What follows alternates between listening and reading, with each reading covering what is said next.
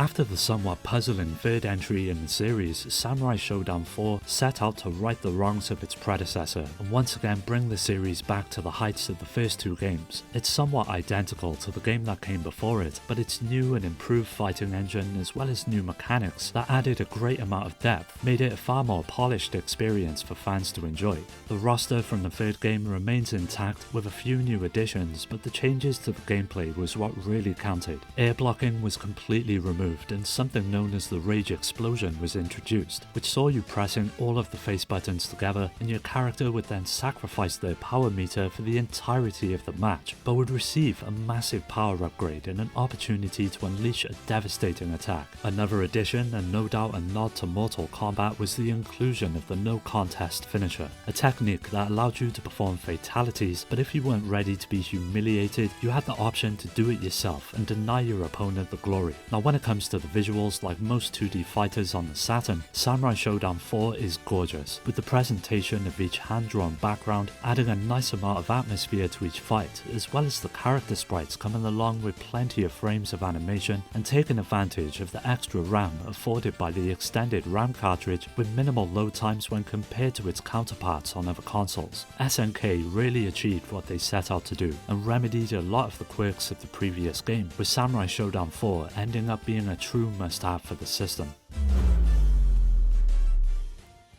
Astra Superstars is perhaps the strangest fighting game on the Saturn, and for starters, it's not your typical 2D fighter, with each of the battles taking place in the air and each character having the ability to jump over or dive under their opponent. At first you'll likely find it a bit awkward, but the jumping and ducking aspect of the gameplay will soon become apparent, and once it clicks, this is where you can really get stuck into what the game does best, and that's its combo system. You're able to connect nearly all of your moves as well as super attacks, and when used in conjunction with the different levels of the playing field, they become extremely fun to pull off. It works a lot like the Capcom Vs series in that you can perform a combo at one level which will then shoot your enemy up or down, where you can quickly follow up with another string of hits to carry out even more damage. This is where the super moves come into play and the best save for finishing your combos, with them all being beholden to something known as the star rank meter. As you attack, block or take damage, it slowly fills, and once it's full you get to save that stock of meter for later use, with up to 3 of them being able to be stored at any one time that can also be carried over between rounds. When the time is right, you can unleash your star special, with each of the characters having 2 of them to perform, or you can decide to use one of the stocks to speed up your character, allowing your hits to be linked together more easily. It's a really unique concept, and even though it doesn't exactly possess the same depth that you'll find in other fighting games on the console, it ends up being a pretty enjoyable game that looks absolutely insane in motion with the sheer speed that it runs at.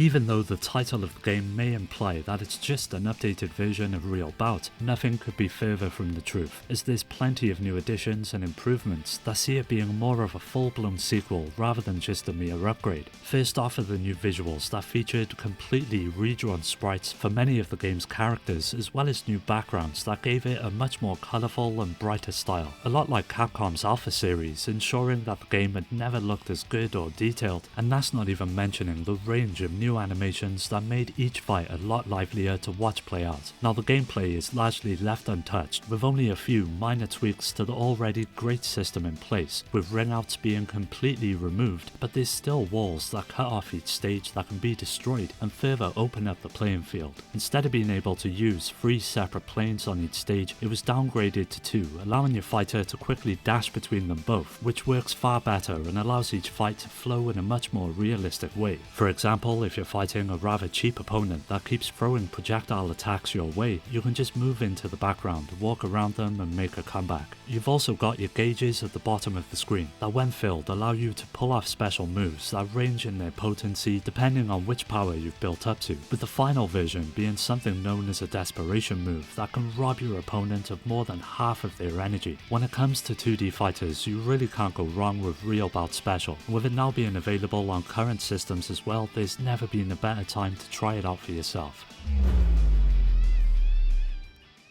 First releasing in the arcades and then on the Neo Geo, King of Fighters 97 would eventually find a home on the Saturn, and after the somewhat rushed release of the previous game, it was a real return to form, boasting a huge roster of characters with just over 30 being available, with the focus still being on team play but with a few exceptions. For anyone familiar with 2D fighters, the controls are easy to pick up, with the usual combination of direction and face buttons making up the gameplay, but one of the biggest changes to the mechanics was the ability to choose a different style for your team. Before selecting your characters, you're given the option to choose either Extra or Advanced mode. In Extra mode, which is similar to KF94 and 95, you'll have only one power gauge and can't run. Instead, you can sidestep to avoid incoming attacks, and you can perform unlimited super moves when your energy is low. On the other hand, Advanced mode introduces the evasive role from KOF96 and allows you to store up to 3 full power gauges simultaneously. This gives you the choice to expend one gauge to gain a damage boost instead of it happening automatically, and you can use multiple gauges to perform an even more powerful version of your super moves rather than waiting until your life is on the brink. These changes really helped shake up the gameplay when compared to its predecessors, and with the tight controls it's easier than ever to pull off some of the more impressive moves for each fighter. In the end, KOF97 is by far one of the most impressive ports the Saturn ever received. With its wealth of content and unlockable extras, sharp fluid visuals and perfect gameplay makes it something that's essential for fighting fans who own the system.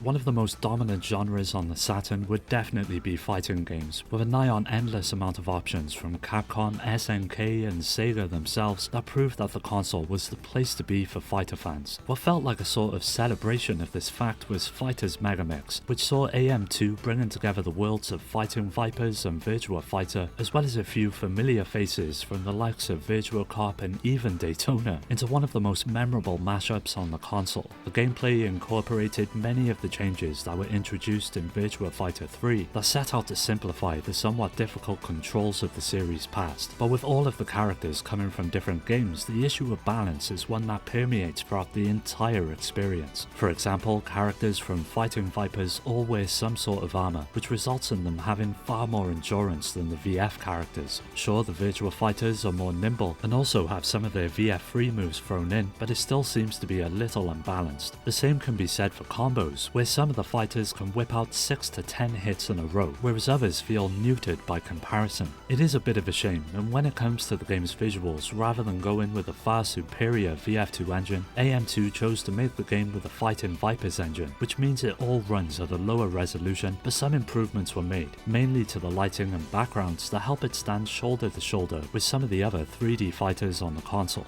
Even though there's clear issues with the game, Fighter's Megamix is still a great little fighter on the Saturn. So if you can look past its flaws, it's definitely worth checking out.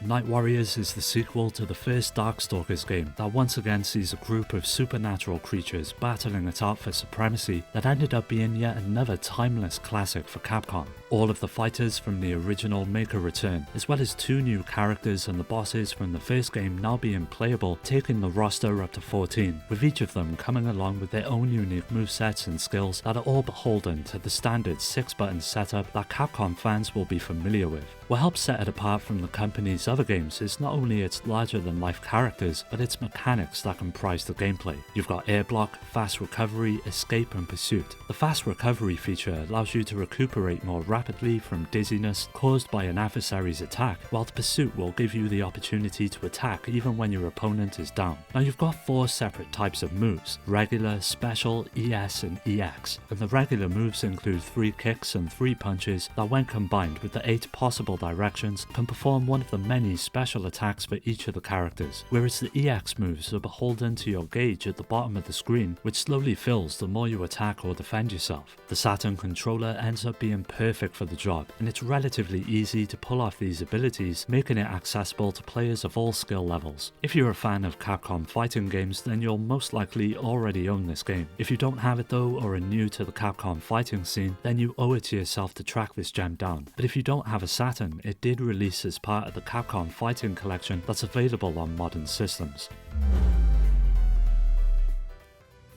Virtua Fighter is basically the father of modern 3D fighting games that came from the visionary mind of Yu Suzuki. Its sequel built upon the original in many ways, most notably when it came to its visuals, which were a huge improvement and ran at a buttery smooth 60 FPS, with each of the characters possessing an unprecedented level of detail and animation for its time. What really makes Virtua Fighter 2 shine though is the gameplay, and the amount of attention it paid to keeping the fighting styles realistic. Each and every character uses a real-life fighting style that was heavily researched by the team, with all of them having a huge move list as well as potential for pulling off combos, which will take quite a while to master. There's also some good parity in the game, as you have the fast characters like Pai and Cage, but you also have the heavy hitters like Wolf and Jeffrey, and the approach to beating each is very different. The controls are incredibly responsive and quite simple to get your head around, with only 3 buttons for guarding, punching or kicking. But don't go into it expecting to win instantly, as Virtua Fighter is more of a game of patience and learning, rather than hitting random buttons to come out on top. In terms of difficulty, you've got a few different settings to work through, but the expert mode is what adds a whole new layer of depth to the game, as the computer will study your movements and learn how to counter-attack, literally forcing you to come up with new ways to approach and ultimately defeat your opponents. Virtua Fighter 2 really is the gold standard when it comes to 3D fighting games on the Saturn, and continues to be something that's really enjoyable to play, even all of these years later.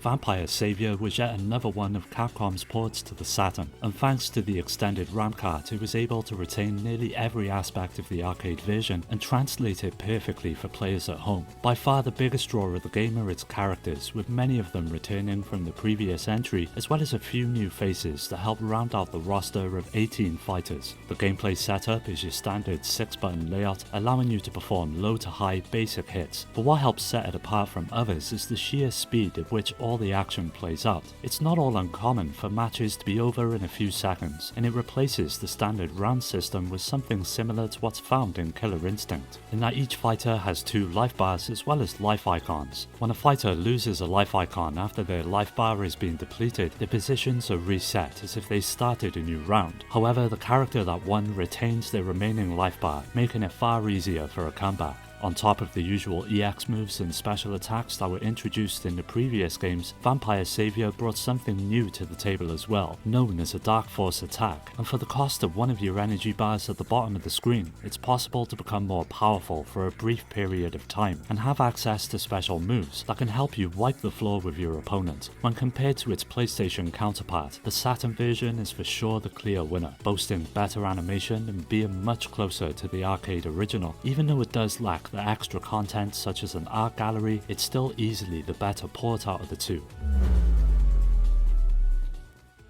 Street Fighter Alpha 2 has long been my favourite fighting game, and the version on the Sega Saturn is the one that came the closest to being as perfect as the arcade original. You take on the role of one of 18 fighters in a one-on-one battle to the finish, with a loose storyline for each of the fighters tying it all together, but you'll find that the game is set more or less on just fighting your way through each stage and trying not to get your ass kicked in the process. It retains many aspects from the original, may that be its anime-inspired visuals or its mechanics such as the 3-tiered super combo gauge, air blocking or counters, but a new feature in the game known as the custom combo is what really helps set it apart from the first entry. By filling up the super gauge to at least one level, you can pull it off and mix a random series of basic hits and special moves into a combo until the timer at the bottom of the screen runs out. It was a pretty sweet inclusion that gave the player the ability to fight back even in the most dire of situations. Visually, every aspect of the game is clear, crisp and detailed, with all of the stages getting their own theme and the characters being truly expressive with each and every move you perform. True to the franchise as well, you'll find the soundtrack is one of the best aspects of the experience, with plenty of catchy tunes that'll no doubt get stuck in your head as you battle to come out on top.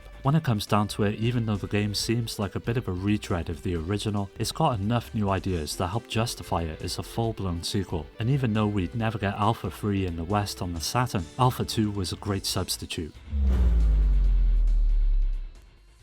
The Sega Saturn has always been well known for its near-perfect arcade conversions, and it doesn't get any better than X-Men vs Street Fighter. After the incredible Marvel superheroes and Children of the Atom, many fans were interested to see how Capcom would use the Marvel license next, and what they came up with was an incredible mashup between Marvel's favourite mutants and Capcom's popular characters that marked the beginning of a legendary series. Fan favourites from both franchises made the cut, with the likes of Ryu, Wolverine and Storm filling the cast of nearly 20 fighters, with the standard game modes making an appearance such as Arcade, Versus, Survival and Practice. Anyone who's familiar with the usual Street Fighter setup will be able to jump into the game with ease, with all of the characters sharing the same string of basic moves, but standing out from one another due to their unique special attacks. From Ryu's Hadouken to Gambit's kinetic energy, there's a lot to try out, with each of the fighters having their own pros and cons, and what makes it easier to give them all a go is that you won't be choosing just one, but instead two at a time, with the tag mechanic lying at the heart of each fight, and more importantly a means to build some insane combos. Apart from that, you've got counter techniques and short health recoveries for those looking to delve a bit deeper into the game's systems, and the presentation is off the charts, thanks to the help of the 4MB cart that leaves the PlayStation version in the dust with hardly any loading times, no slowdown or missing frames of animation. For myself, X-Men vs Street Fighter represents the best of the best when it comes to fighting games on the Saturn, and even though it never got released in the West, it's easy to find a Japanese copy to pick up. Well, that does it for another video. Keep an eye out for the next part, as that will be coming up soon, so don't forget to subscribe and hit that bell to get notified about new videos. You can follow me on all of the socials, which are linked below, to stay up to date, and also join my growing community on Discord to meet many like-minded gamers to continue the conversation with. I'd like to give a special shout out to my Patreon supporters: Rhino, Skill Jim,